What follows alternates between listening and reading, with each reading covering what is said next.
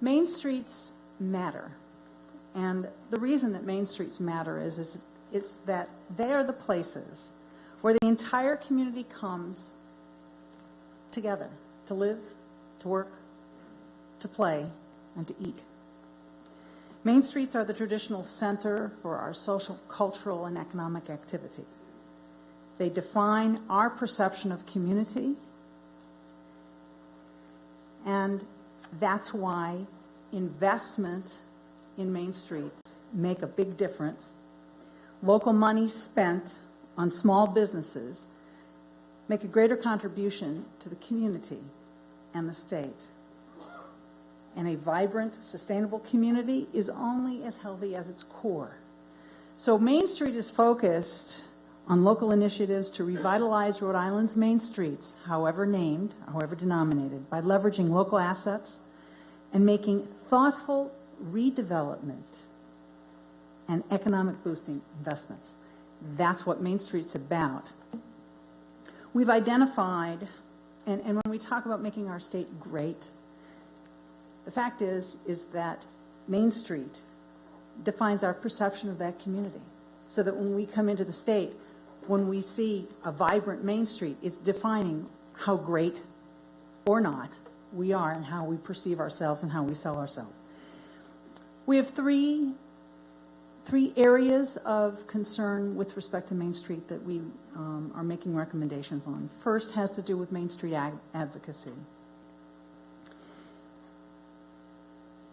Rhode Island, we're recommending that Rhode Island embrace the National Trust for Historic Preservation's Main Street 4-point approach on a statewide level.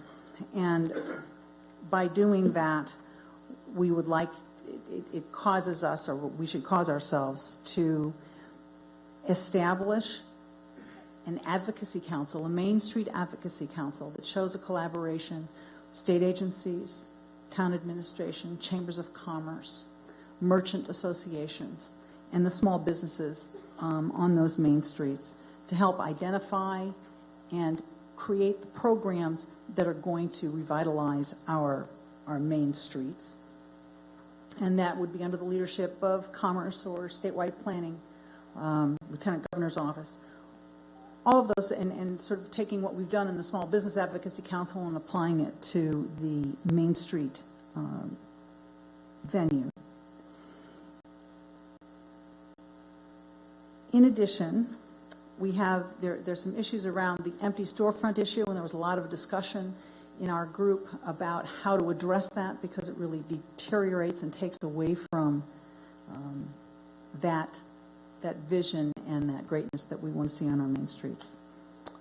Second major issue is local food system development. Main Street is the nexus for our local food system. Main Street is where we come together as a community, and food is the connector among farmers markets, restaurants, retail, and the community. Food is also a huge asset for Rhode Island. And we need to leverage that for development of business, job creation, healthier living, and a sustainable environment. And as Mr. Speaker said, food has made Rhode Island a destination. You know, how many? 1 minute, great. We are adopting, we are recommending that Rhode Island adopt the 50-60 vision, whereby as a region, New England will produce, by 2060, we will produce half of the food that we consume. We would also recommend to match the FINIP funding for the farmers market, which basically pairs money that has been made available through the Farm Bill from 2014 with folks that participate in the SNAP program, and enables them to purchase, by matching those funds, to be able to purchase fresh fruits and vegetables in our farmers markets. Please? Okay, one more. The third piece is transportation.